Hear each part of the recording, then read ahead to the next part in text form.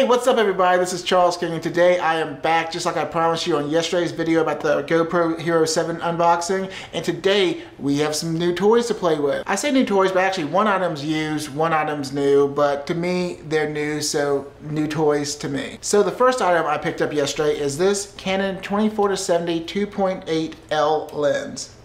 I, for the longest time, have had zero interest in this lens. It wasn't a focal length I really cared about. I normally ran around with the 16-35, the 35 prime, the 50 prime, and of course the 70-200, and I really just didn't have a need for it. However, I was shooting an event using dual cameras, and using dual cameras was something I had not done for quite a while. Originally, I used dual cameras, and that was how I used to run around. And then when I switched to the 1D, I went back to using just a single body. The 1D is a $6,000 camera. I didn't feel like buying two of them, so I just got used to shooting with one body. And this last event I was shooting, which was a performance, I was using the 24-70 and the 70-200, and I was blown away at how much easier it was to shoot that whole show. Bear in mind, I did overshoot the show by probably 1,000 to 2,000 images, but I had so many more good quality images to work with that just made the entire collection look that much better. The only drawback of that event, which was actually a performance, was I was using either the 5DS or the 80D with the 24-70, and neither of those cameras are really good for performances. They're not great in low light, they don't shoot that fast. So I couldn't really experience the full benefit of this lens. Which brings me to my second new toy this week. Fresh from Canon. Shall we check out what's inside?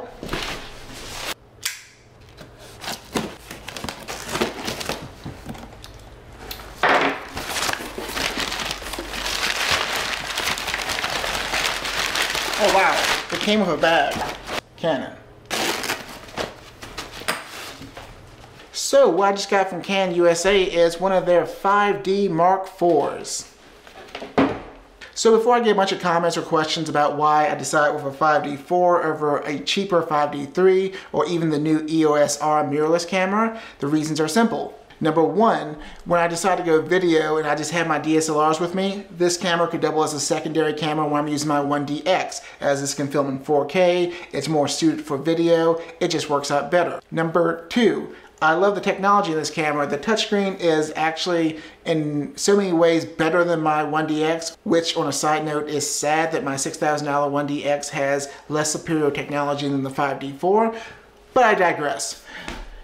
And number three, why did I choose this camera and not the EOS R? Number one, the EOS R is not out yet. Number two, I don't like buying technology when it first comes out. I like to see what other people are saying about it, to see what bugs or glitches there might be before I put it into practice on a client, somebody paying me money and trusting me to capture some moment or document their day. Number three, why did I not just wait for the EOS R? Well, first off, it's not out yet. Second off, the camera has not been tested and nobody's really shown me anything of the camera in real world situations. So I don't like to really risk using new technology on jobs until I've seen it or tried it out myself. So let's get back to this new two camera setup.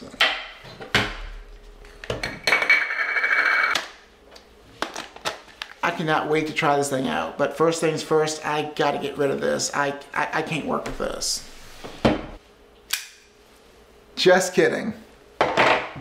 So as many of you know from my previous videos, I'm actually a Spider holster ambassador and a proud supporter of their entire product line. So no neck straps for me. I prefer using the Spider belt system, which I've already talked about in previous videos, links down below. And so what I'll do right now is I'll set this camera up using the Spider holster accessories.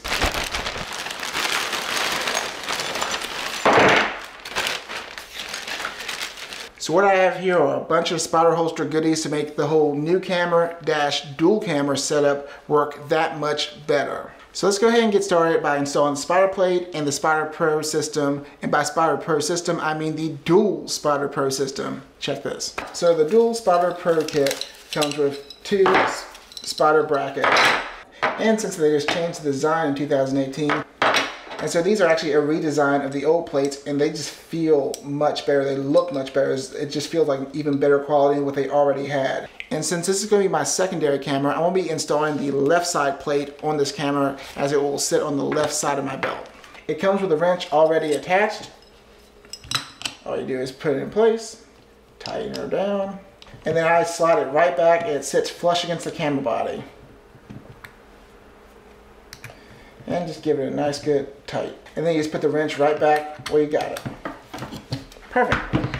The next thing I'm installing is the spotter wrist strap. I always go for black. Black everything. My cat's even black.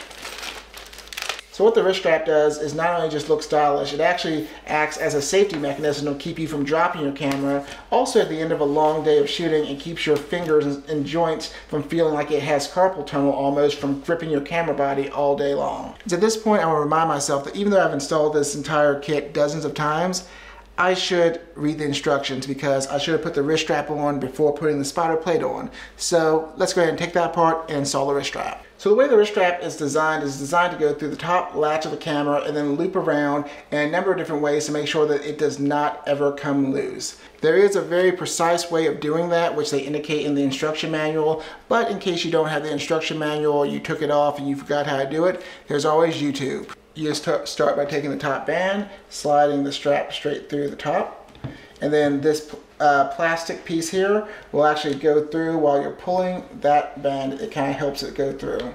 And there's a notch that will stop it right there. From there, you just take the strap and you go through the bottom loop. Spiders actually singe the edge of this strap so you can easily slide it through. And then you slide straight through just like that. Flip this tab over, and then this strap goes through the top. And then pull tightly to make sure everything is snug. And then you take that strap and you go right through the last one. The strap should be at the bottom of the metal tab when you're done. From there, you just turn the camera upside down, and I'll be using the spotter plate to hold this on, but you can also use the provided nut from Spotter, or you can use a tripod plate. And then you snug the spotter plate up, but don't fully tighten. What I like to do during this next step is to tighten the spotter wrist strap in as much as I can, and then slide my hand in where it fits nicely.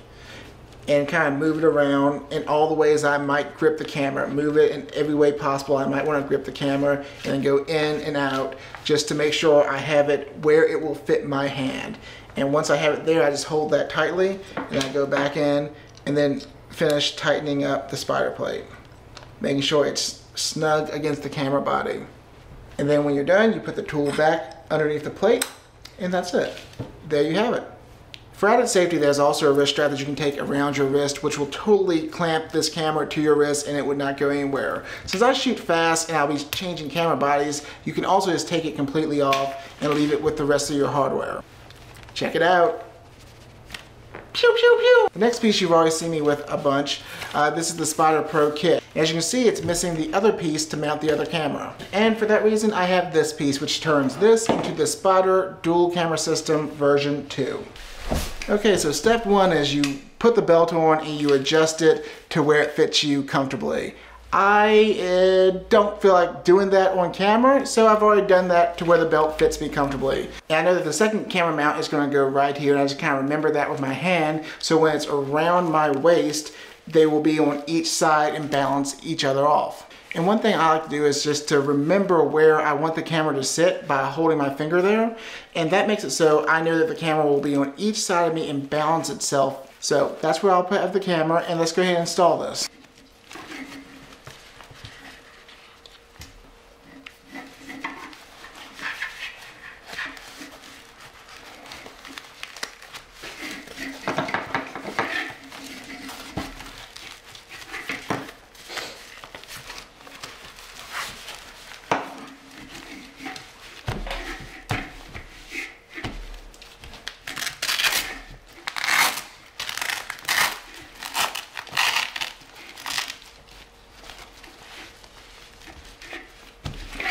Spot one.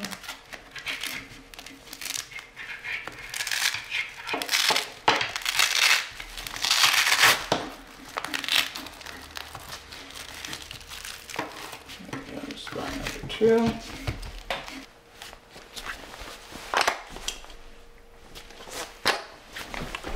I cannot wait to try this camera out tomorrow and try this entire new system out tomorrow. So if you like this video, thank you so much for watching. Be sure to like and subscribe, and I will see you on the next one. Bye!